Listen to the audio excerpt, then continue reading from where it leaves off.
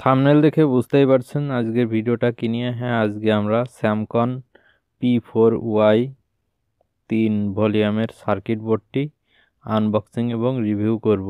এটা হচ্ছে 4440 আইসির একটা বোর্ড। তো চলুন আর দেরি না করে বক্সটি খুলে দেখা যাক সার্কিটটা দেখতে কেমন।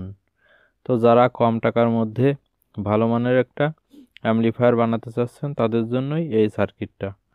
তো এই সার্কিট বোর্ডের দিয়ে বানানো অ্যাম্পলিফায়ার আমার চ্যানেলে আছে, আপনারা চাইলে দেখে আসতে পারেন। আমি ডেসক্রিপশন বক্সে লিংক দিয়ে রাখবো। তো সার্কিট বোর্ডটা দেখতে পাচ্ছেন এরকমভাবে একটা 4440 আইসি দিয়ে তৈরি করা, এবং সার্কিটটা অনেকটা ভালো মানেরই সার্কিট। এটা দিয়ে অনায়াসে আপনারা 6 ইঞ্চি স্পিকার বাজাতে পারবেন।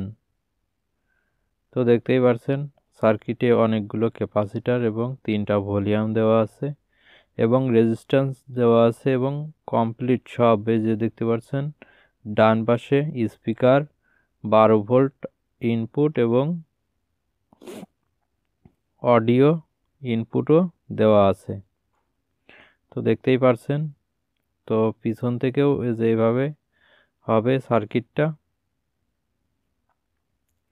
তো এই সার্কিটটার সাউন্ড কোয়ালিটি আমি বলবো অনেক ভালো এবং ক্লিয়ার সাউন্ড পাবেন।